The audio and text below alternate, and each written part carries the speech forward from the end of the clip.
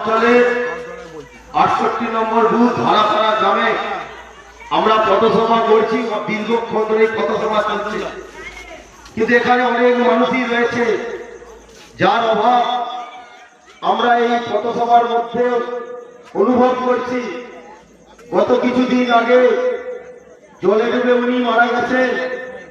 ওনার আত্মার চির শান্তি কামনা করি।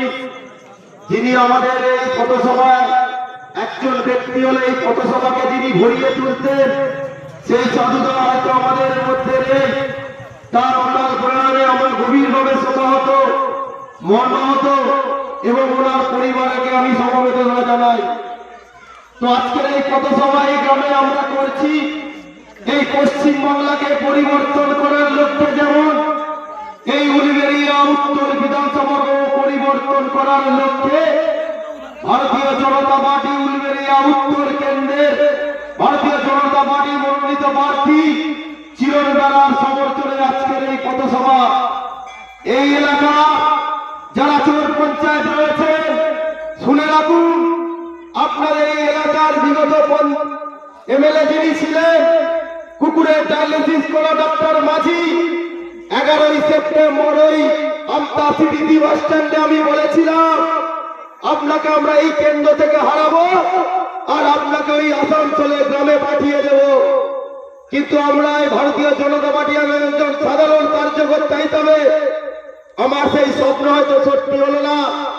আমাদের ইচ্ছা ছিল এই এলাকার যারা চোর পঞ্চায়েত আছেন, যার দ্বারা দিয়ে আপনারা এই আমাদের এলাকার গণতন্ত্রকে হত্যা করে আপনারা পঞ্চায়েত হয়েছেন, আপনার সেই অত্যাচারিত দাদাকে আমরা এখান থেকে হারাবো।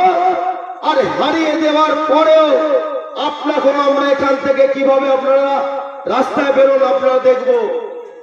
কিন্তু আমরা এই বিধানসভায় যিনি প্রার্থী হয়েছেন, হয়তো ডাক্তার মাঝি নেই, ওনার যে চোরে চোরে মাস্তুতো ভাই যিনি সব কর্মের সাথে যুক্ত থাকতেন, সাক্ষী থাকতেন, ওনাকেও আমরা এই কেন্দ্র থেকে হারিয়ে ব্যক্তিগত ফ্যামিলি নিয়ে পাঠাবো।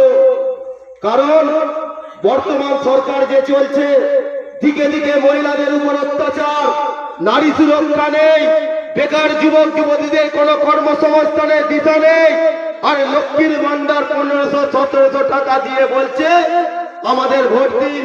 তাই এই এলাকার মায়েদের কাছে, এই এলাকার বোনেদের কাছে ভারতীয় জনতা পার্টির পক্ষ থেকে আমি করজোড়ে নিবেদন করছি, আসুন ভারতীয় জনতা পার্টির ইশতেহারে যেমন দিয়েছে যে আমরা অন্নপূর্ণা ভান্ডারে 3000 টাকা দেব,